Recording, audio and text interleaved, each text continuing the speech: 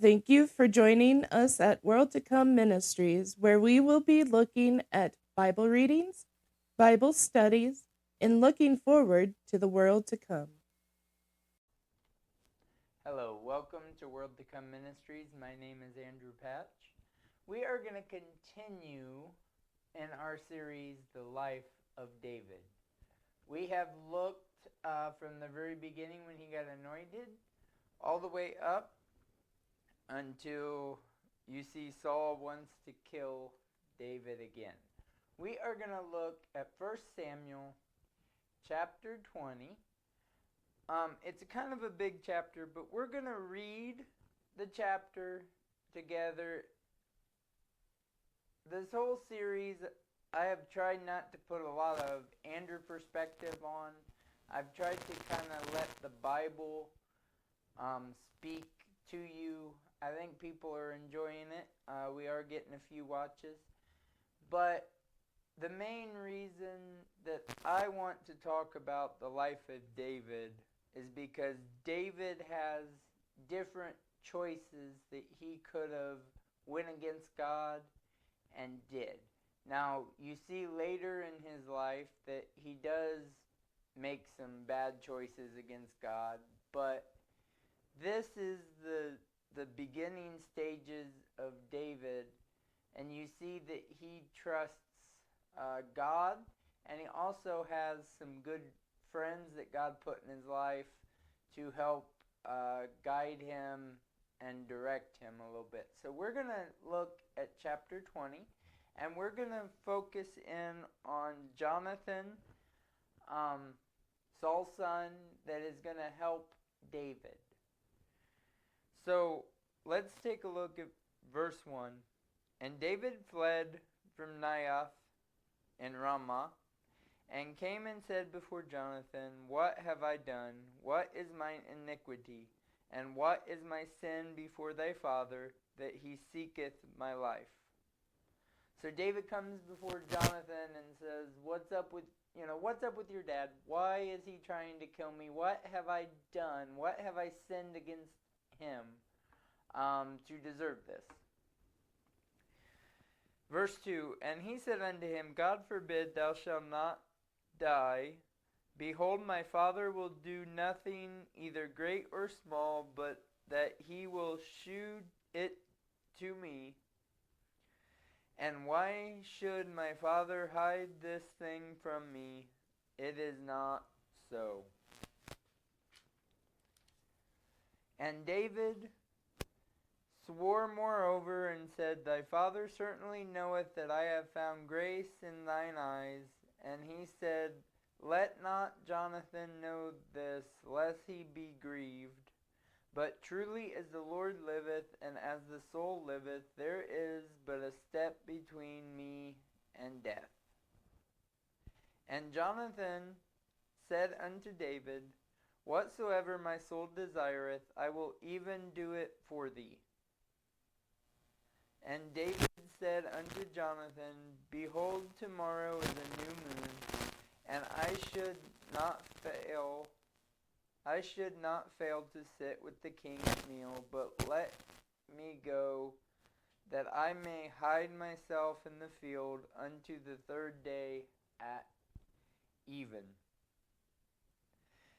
If thy father at all miss me, then say, David earnestly asked a leave of me, that he might run to Bethlehem his city, for there is a yearly sacrifice there for all the family. So, Jonathan and David's talking. David said, I don't feel safe. He's trying to kill me. I'm going to skip the meal. If you would just bid me to do that. They came up with this plan to tell Saul that he was going to Bethlehem. Verse 7. If he say thus, It is well, thy servant shall have peace. But if he be very wroth, then be sure that evil is determined by him. Therefore thou shalt deal kindly with thy servant, for thou hast brought thy servant into a covenant of the Lord with thee. Notwithstanding, if there be in me iniquity, slay me thyself. For why should thou me to thy father. And Jonathan said, Far be it from thee, for I knew certainty that evil were determined by my father to come upon thee, then would not I tell it thee. So they agreed that they're gonna sit. David is gonna not go to the dinner, and Jonathan is gonna judge Saul's reaction to see if David is in danger. Verse 10, Then David said to Jonathan, Who shall tell me, or what if thy father answer thee roughly? And Jonathan said unto David, Come and let us out into the field. And they went both of them into the field. And Jonathan said unto David, O Lord God of Israel, when I have sounded my father about tomorrow any time or the third day, and behold, if there be good towards David, and I then send not unto thee, and shew it to thee. The Lord do so, and much more to Jonathan. But if it please my father to do thee evil, then I will show it thee, and send thee away. And thou mayest go in peace, and the Lord be with thee, and he hath been with my father. And thou shalt not only while yet I live show me the kindness of the Lord, that I die not. But also thou shalt not cut off thine kindness from my house forever. Know not when the Lord hath cut off the enemies of David, every one of them, from the face of the earth. So Jonathan made a covenant with the house of David, saying, Let the Lord even require it at the hands of David's enemies. And Jonathan then caused David to swear again, because he loved him, for he loved him as he loved his own soul.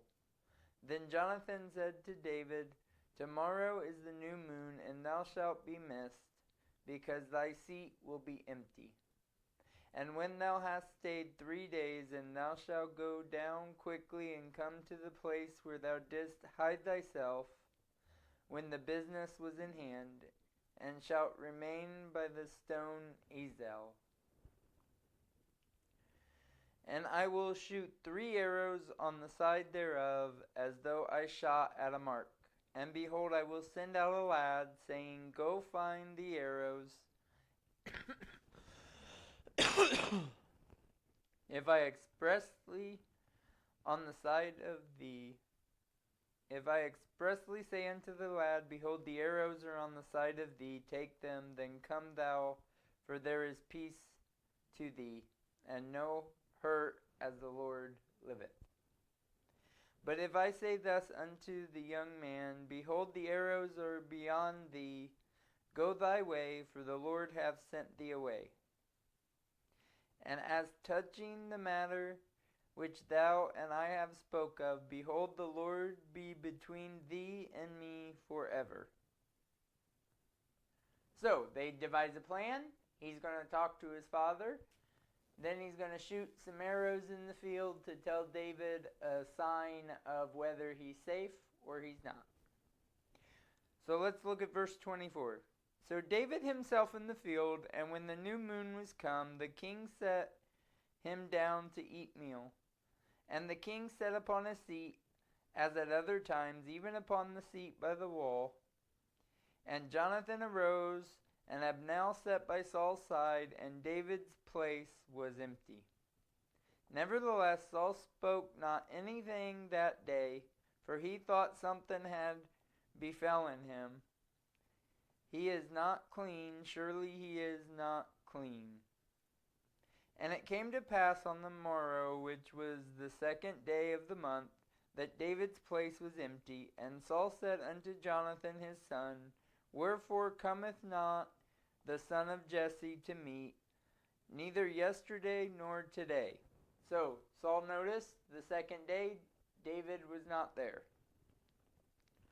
Verse 28. And Jonathan answered Saul, David earnestly asked to leave of me to go unto Bethlehem. And he said, Let me go, I pray thee, for our family hath sacrifice in the city, and my brother, he hath commanded me to be there. And now, if I have found favor in thine eyes, let me get away, I pray thee, and see my brethren. Therefore he cometh not unto the king's table. Okay, so Jonathan says what they agreed. Let's see what Saul's reaction is. Now remember, if Saul reacts harshly, he wants to kill David, and David's not safe. If he reacts nicely, then David is safe. Let's see what Saul's reaction is in verse 30. Then Saul's anger was kindled against Jonathan, and he said unto him, Thou son of the perverse, rebellious woman, do not I know that thou hast chosen the son of Jesse to thine own confusion, and unto the confusion of thy mother's nakedness?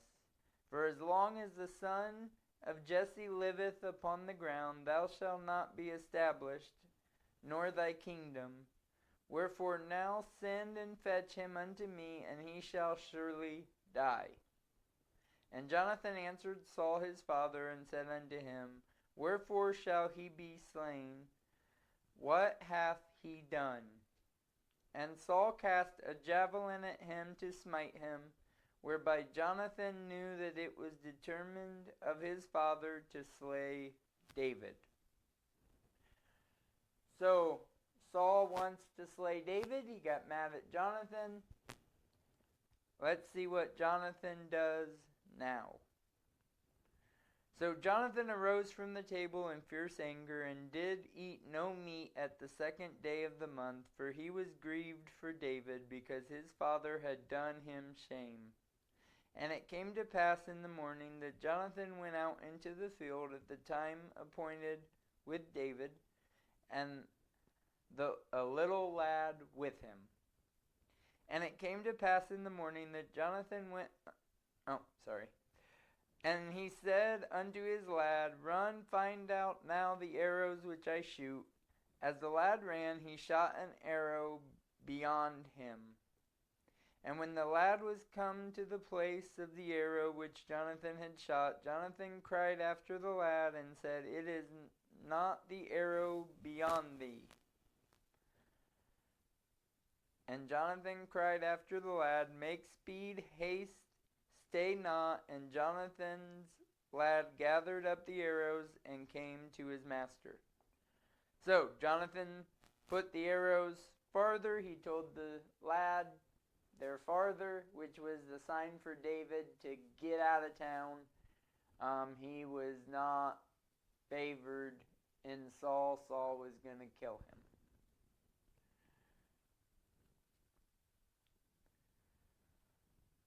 Verse 39, But the lad knew not anything, only Jonathan and David knew the matter. And Jonathan gave his artillery unto his lad, and said unto him, Go carry them to the city.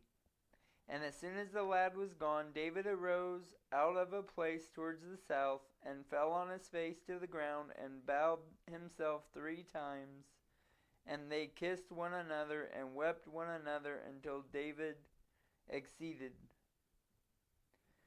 And Jonathan said to David, Go in peace, for as much as we have sworn both of us in the name of the Lord, saying, The Lord be between me and thee, and between my seed and thy seed forever. And he arose and departed, and Jonathan went into the city. So that concludes our verse 20, but that shows you, I hope, that Jonathan is on David's side, that not all of Saul's family is against David, but Saul is definitely aiming for David. He wants David gone because David is anointed by God to take over his job, to be the new king of Israel. Have a great day, and don't forget to join us for the rest of the Life of David series.